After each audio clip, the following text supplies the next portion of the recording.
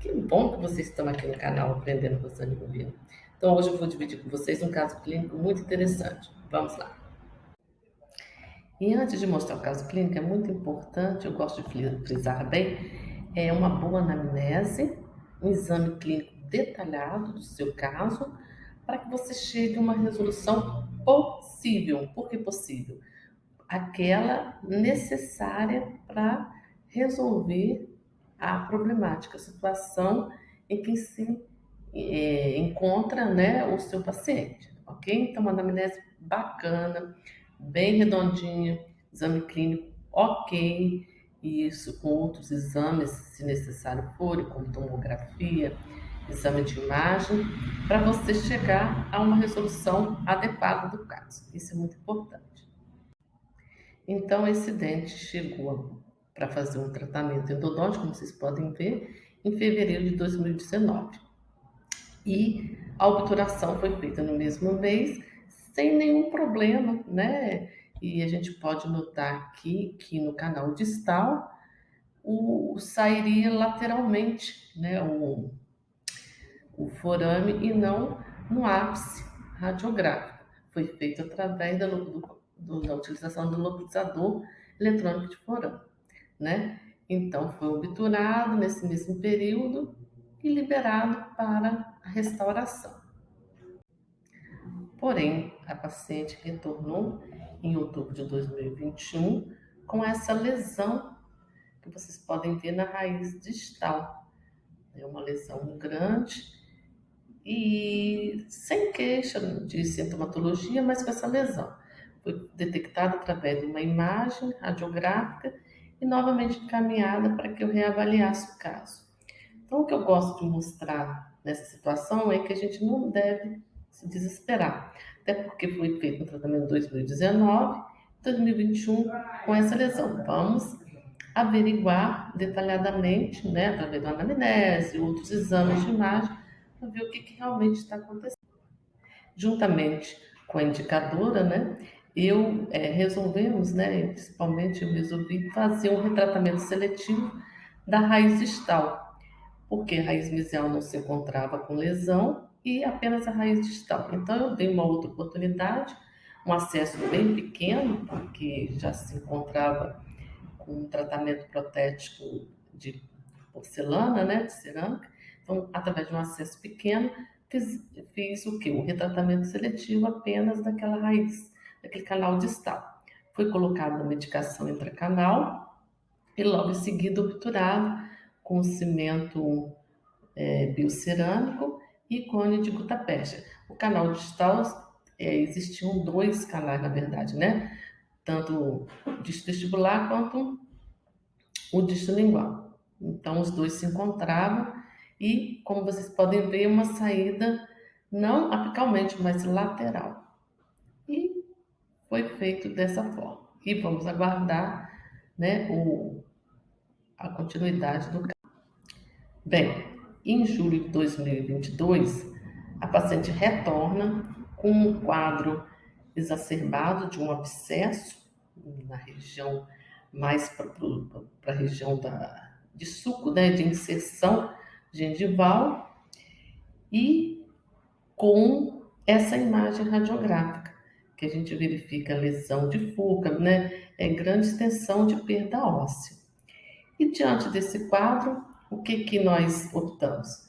Fizemos nova imagem radiográfica, como essa que está aí, que eu estou apresentando para vocês, e sondagem na região de Fuca, onde a sonda entrou verticalmente numa profundidade de 10 milímetros e verifiquei também uma presença de lesão de Fuca grau 3. Então, nesse sentido, foi providenciado o exame tomográfico para avaliar a condição, né, do que realmente estava acontecendo ali, sendo que a suspeita já era muito grande por esse exame, pela própria anamnese, que também eu vou relatar que a paciente tem hábitos parafuncionais de apertamento, né?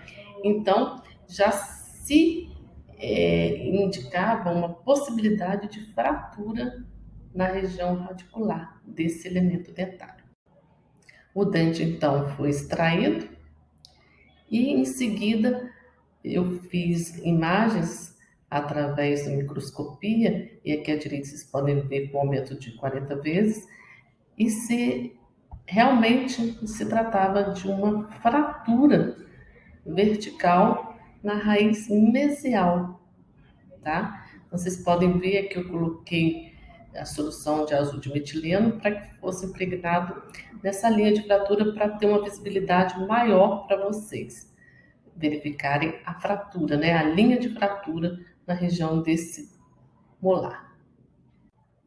Bom, o que eu quero mostrar aqui é que a gente precisa conversar um pouco sobre esses hábitos parafuncionais, principalmente nessa conturbada situação que estamos vivendo de pandemia.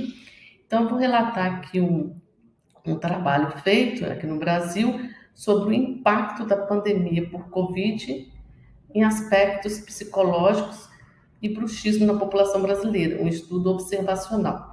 O N amostral foi de 1.265 voluntários, na qual foi relatado que durante aquela fase em que houve um distanciamento social, 76,42% relatou que uma percepção negativa dos sintomas de bruxismo, ou seja, eles tenderam a apertar mais os dentes. Então, aquela ranger e o apertamento foi maior nesse período.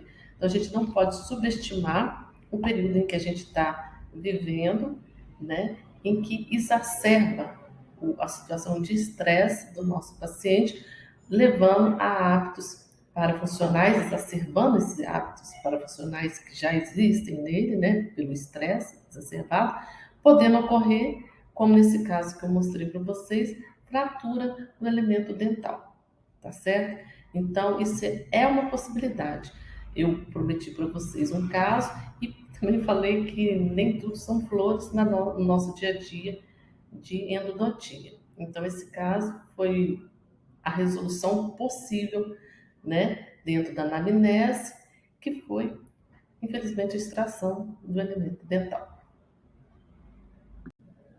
E após extraído, eu pude fazer uma imagem também com microscopia de aumento de 25 vezes para mostrar para vocês a saída do forame principal, que não coincide com o ápice radiográfico, o ápice da raiz, e como que a obturação realmente estava vedando esse forame, né? Fazendo um vedamento adequado no forame que sai, como vocês estão vendo, em ambas as raízes, lateralmente e não no ápice da raiz, ok? Então, é para mostrar realmente que esse caso, o problema era desse hábito parafuncional da paciente que levou à perda do dente e não pura e simplesmente o problema de origem endodôntica, né, de falta de vedamento. Então, eu aproveitei para fazer essa imagem, que ficou bem bacana, para mostrar a saída do forame. Espero que tenham gostado. Dê um like, comente, né? E o que vocês acharam? Dá um like para mim e comenta. Vamos trocar ideias, ok? Até mais. E aqui só para lembrar mais para vocês: estresse, hábitos parafuncionais, possibilidade de fratura. Fiquem de olho.